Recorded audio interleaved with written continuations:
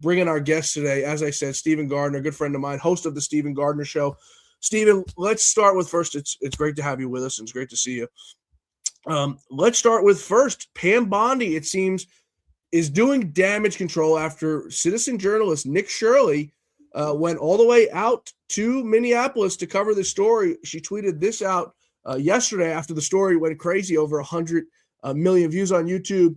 Minnesota fraud, Nick Shirley, and by the way, she tagged the wrong fella. Nick Shirley's work has helped show Americans the scale of fraud in Tim Walz's Minnesota. At the Justice Department has been investigating this for months. So far, we have charged 98 individuals, 85 of Somali descent, and more than 60 have been found guilty in court. We have more prosecutions coming. Buckle up, lawmakers. Let me get your sense first. I mean, Pam Bondi, this seems almost like the files are on my desk again, Stephen. I know.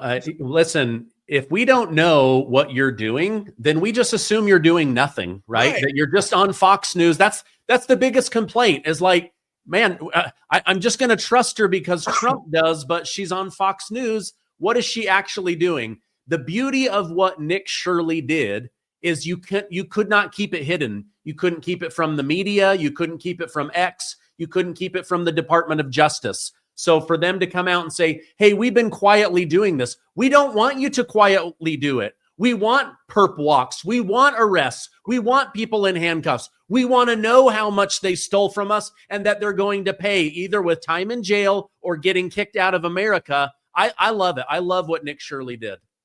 Yeah, because you think about it, Stephen, we have 0 arrests from, anything. We had James Comey, and I don't mean to be a Pollyanna. I don't mean to be, blackpilling anybody on this, but we're coming up now on a year into this administration. It's going to be a year in about 3 weeks in this administration, and we have 0 arrests. We had 2 indictments, which they weren't even perp walks because we were told there was clerical errors in the documents, according to Mike Davis, who seems to be simping for the Justice Department.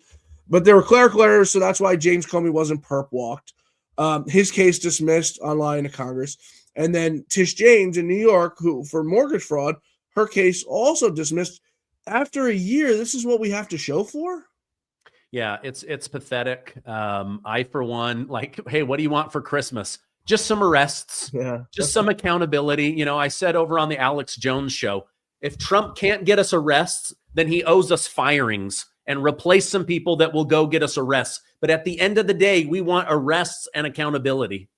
Yeah, and this is what Pam Bondi has to show for. It's just another strongly worded letter. I want to stay on this topic, but while we're talking about arrests, I'm not sure if you saw this, but Harmeet Dhillon, who's runs the civil division over in the Department of Justice, she's allegedly blocking people on Twitter, on her personal Twitter, because people are upset because they think that she's running out statute of limitations on January 6th suspects, as we see January 6th coming up now in just about a week. So she's resorted to blocking people who are just simply asking her the question, number one, when are the arrests coming? Number two, are you allowing statute of limitations to run out? I think that she's actually doing more than Pam Bondi, or at least she's more public facing.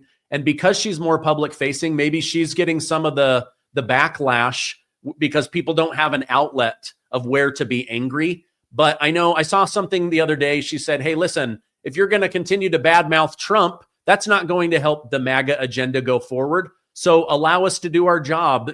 Things take time. But yeah, there's a lot of people that are worried that, hey, there's this entire January 6th setup that had 1,500 people go to jail. People had their lives ruined, completely bankrupted. President Trump was blamed for that. Then we find out later that European news, BBC, they were faking, cleverly edited stuff in order to make him look bad overseas. So yeah, Harmeet Dhillon, I think, you know what? You're doing a great job, but you've got to have a little bit thicker skin because people are frustrated. They want elections cleaned up. They want the fraud cleaned up. They want people held accountable. I think that's what it comes down to is maybe people don't feel like they have an outlet.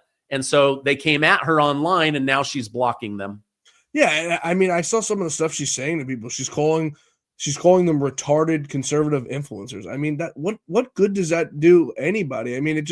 It doesn't make any sense, especially when you're sitting there in the Department of Justice and you guys have literally sat on your hands and done absolutely nothing. And it goes to the FBI as well. Like I said, I'm not blackpilling, Stephen. I've got like 101 fever right now, so I'm a little extra annoyed today. But it just annoys the heck out of me that we're sitting here now a year in, and in less than a year from today, President Trump is going to ask Republicans to go to the ballot box and cast a vote for Republicans in the midterm elections. Now, one of those people who's going to be asking to cast a vote for is Tom Emmer, who's the majority whip, who just so happens a few years ago was lobbying to allow the Somalians to stay inside Minnesota. Take a listen. Let's read here. This is from the Daily Caller. Minnesotans begged House Majority Whip Tom Emmer more than a decade ago. I was a little bit off. More than a decade ago, to halt his flood of Somali refugees to the area, but the lawmakers scolded them for their concerns. Minnesota's Somali population is back in the spotlight after YouTuber. They go on to say this to talk about what Nick Shirley has done. Data from the 2024 Census Bureau shows that 107,000 Somalians live in Minnesota, with 58% being born in the U.S., 87% foreign-born or naturalized. Minneapolis is the state's largest Somali population, with about 84,000, as they said. So this is now a Republican, right? And I constantly go after the Democrats. Like, the Democrats they're all caught up in fraud and corruption, but there's really nothing we can do about the Democrats, right? Because they're like chickens with no head. They just run around and do whatever they want, and nobody holds them accountable for it. But the Republicans, we could. So Tom Emmer, what has he done as a defense mechanism to this? He's went on Twitter, and you can go look at his Twitter from today, and just posted all these strongly worded letters. We need to hold them accountable. We need to do this. We need to do that. We need to do this. I hate to break it to them, Stephen. It wasn't just the Somalians who did this. There was lawmakers in on it too, in my opinion, at least. Yeah. I mean, maybe he's having a Ronald Reagan mistake moment where, Reagan allowed amnesty for 20 million illegals. And what happened? We lost California forever, right? So maybe he made a mistake. Hey, allow these Somalis to come in. They're going to be a great addition. This is what America's about. Let them achieve the American dream. And instead, what happened is we imported a bunch of pirates that are literally stealing from the American people. And so maybe he's genuinely backtracking because he wants to remain elected, or he's having this come to Jesus moment, or I don't know. It's either genuine or fake. And when it comes to politicians, I can rarely tell the difference. That's because I think 90% of them are fake. I mean, you've had them on your show. I have them on my show more than I would like to. But, we can't let these people get away with this. We can't let them just say, well, I didn't know. I'm sorry. I mean, how many times does it take to say sorry before you're like, all right, man, you've absolutely screwed this country. You screwed America. And you look at Minnesota. I had Mike Lindell on the show last night, who's leading in the polls to be the next governor of Minnesota. And I mean, Mike is abhorrent about it. He's, wants everything overhauled in that place. I even asked him if he's for reopening the case against Derek Chauvin, who a lot of people say, I don't know. I haven't really looked into the case, to be totally honest with you. But a lot of people say that he's been wrongfully convicted and doesn't, belong in jail based on the toxicology report from George Floyd. So this is just a city, Stephen, that is ripe with fraud, ripe with crime, and it's surrounded by Republicans, and their mouth is closed. Yeah. Well, when it comes to George Floyd, if you want to see a really great documentary, Candace Owens did a really great documentary. I wish she would do the same journalism on the Charlie Kirk stuff, but she did a great expose on how they used George Floyd as a race card to make everybody feel bad about their skin color. But as far as Minnesota, Mike Lindell, I like him. I think he has a great chance of winning. This may be the drum that he really needs to beat, is like, listen, we're going to doge Minnesota.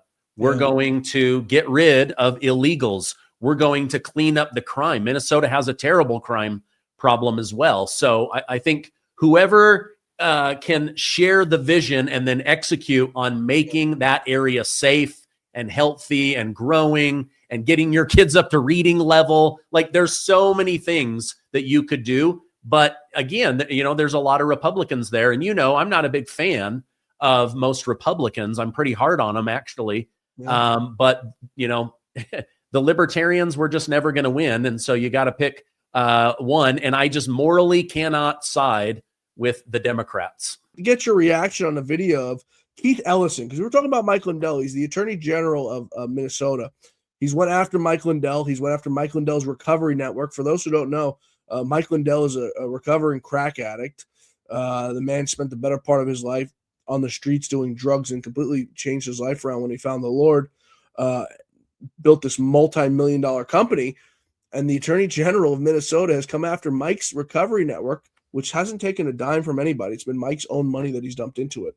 Anyway, this is Keith Ellison a few years ago talking about why they were importing Somalians. You're not going to believe this. Take a listen. It's very important. Yes, it is. So, can you tell us why the Somali communities are very important for the election?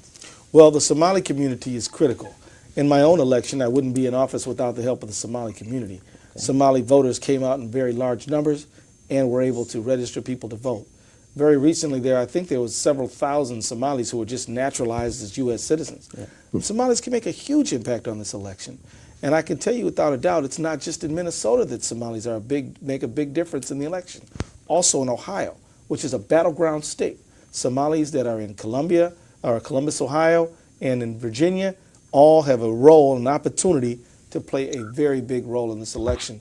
And so I think many of us are counting on the Somali community to get involved, stay involved, but not just vote, help others vote. On my campaign, we have tremendous leaders. For example, Hibu Isaac, who is a great leader, very articulate, very smart young lady, who is out gathering in Somali voters and other voters to get them to the polls. Also, we have Miriam, who's on our campaign, and others as well. So it's all about the vote, Stephen. It's all it is registering the Somalians to vote and make sure they come out and vote for Democrats. He said the quiet part out loud. Yeah, well, Elon Musk has been the one really pushing this more than anybody I've seen, where he's saying, listen, open your eyes, America. They are importing illegals from third world countries. They then come here and steal your money, and then they vote against good values. The whole thing is a pre-planned scam to destroy America. I mean, I'm so grateful that Elon Musk opened my eyes to that, because at first I just thought, oh, well, maybe they're just coming here for opportunity. And then I started realizing, no, they've got a golden carrot that they're dangling, and then they're flying them in the middle of the night. They're importing them. And now we realize, oh my gosh, we've got the worst of the worst, criminals and rapists and thieves and pirates. It's terrible.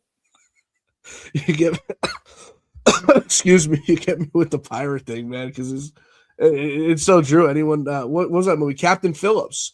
It's so true. Before this all happened, the only thing people knew about Somalia was they would hijack ships out in the middle of the ocean, tankers and stuff, and these guys couldn't do anything about it because they didn't carry guns.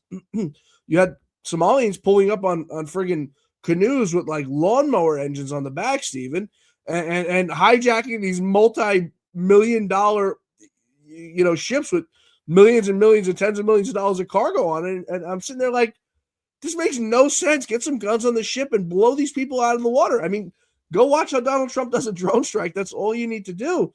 It's so sad, but it gets even worse than Keith Ellison. The mayor of Minneapolis, a man by the name of Jacob Fry, putting out this video. I didn't know he spoke Somalian because he looks not Somalian. Maaga Egawa Jacob Fry. Doka Magalada, Minneapolis. Damaan, Sha'abka Somaliyed, Kayimid. You get the point. We're not going to make the audience sit through that and watch this guy. Either it was a translation or him actually speaking Somalian. I mean, how much more desperation does it get? What do these people have over them that they've got to do things like that? You wouldn't catch me on my worst day doing something like that, Steve, and I know you too. Well, they're probably afraid that they'll call them racist. Yeah. They're probably afraid that they will tank the election and they'll lose. They're probably afraid that they will kill them. But we know for a fact. You think that's that bad? I do. When you've got billions of dollars on the line, Elon Musk said that they had to allow a certain amount of fraud because the death threats were so credible and real. they had to back off. But here's the other thing. Pam Bondi and others have talked about this that most Americans don't know is when this stuff was first discovered, you know what they were doing? They were literally dropping off bags of cash to judges and lawyers and people on the jury, $100,000 in a bag of cash. So I think that there's a lot that you would do to keep $1 billion. I mean, this is like a cartel if you think about it. You know, I was talking with Mike Lindell about this because Mike's obviously big on the election fraud stuff. If they're stealing $9 billion, these people are not shy by any stretch of the imagination, right? $9 billion. What else are you doing? Because you're probably just not stopping at stealing money. If you're a thief, Steven, you're a kleptomaniac, you'll steal and do whatever you got to do to get whatever fix you need to get. What else are these folks stealing? Is it perhaps elections? Is it votes? Yeah, I mean, they're definitely banding together and saying, okay, we're going to go for this person, but who do they vote for? They vote for the person that will give them the most free stuff. They vote for the person that will turn a blind eye and allow them to steal from Americans. So, you know, I'm saying in addition to all that stuff, yeah, absolutely. I agree with you 100%. What about the fraud? Mail-in ballot. We know mail-in ballots are unregulated as heck. You know, they just stuff the ballot boxes, whatever they need to do. I mean, do you think these people are unlawfully voting? These people are participating in stealing elections? Well, up in Minnesota, they have this law where somebody with an ID can vouch for 8 people that don't have an ID. Oh, my goodness. Like, what? Oh, yeah, that's Brother Johnson from the church. Go ahead and let him vote. And then they don't check his citizenship. They don't check anything. And then Tim Walz, just in the last, I believe, 48 hours, he signed into law that everybody, illegal or not, gets a driver's license, even if you don't drive. Why? They can railroad them through motor voter and allow them to vote, even if it's illegally in elections. I mean, this is crazy stuff, Stephen. I don't understand how we've gotten ourselves into this situation. Speaking of a slam dunk for President Trump, we're getting reports. President Zelensky, to veer off here to some foreign policy, says that Ukraine is discussing with President Trump to have U.S. troops presence in Ukraine. I can't think of a worse way to put an end to your presidency, to put an end to your approval rating and lose the midterm elections by putting troops on the ground in Ukraine. Your thoughts? Yeah, I completely agree. This would be such a middle finger to MAGA. Oh, I'm the president of peace. I'm not going to start any new wars. Like, I know eventually, you know, he was going to have some kind of, contact with somebody, but you can choose whether there's boots on the ground. You can choose whether to put our men and women in harm over a war that you could literally end by drying it up. Zelensky already said this week, without America's support, this war is over. Okay, then end the war. End the war. You promised it on day one. Yeah. Come on. This is absolutely ridiculous. And here's the thing. This is why the American people put up with the bull crap of the Biden administration. It was because, the money goes over, but not really. It stays here and enriches America. We get to be seen as Big Brother doing so much. The reason that this money laundering scam continues is because no men and women in American uniform are dead. As soon as they go over and die, we get pulled into World War III. What a stupid idea, in my opinion. We don't have the troops on the border of southern border of America, which is the biggest threat to this country, Stephen, that we've seen probably since 9/11. Biggest foreign threat to this country that we've seen since 9/11. Some people will disagree with me, but in my opinion, this drug crisis we have at our southern border is the biggest crisis we've seen since the terrorist attacks on 9/11. It's eating up 100,000 plus people each year. We don't even have our military and Marines at our southern border where they could be assured protections, by the way, here in our country. Yet we're going to send them over to Ukraine to fight a war for what? A war of land, a dispute between Putin and Zelensky. I mean, it's the most absurd thing in the world. I can't imagine Rand Paul and Thomas Massey getting on board with that. Those guys don't even want to get on board with the drone strikes of the boats. It's, insane. Stephen Gardner, host of the Stephen Gardner Show. We'll see you soon, my friend. Thanks so much for joining us today. Thank you.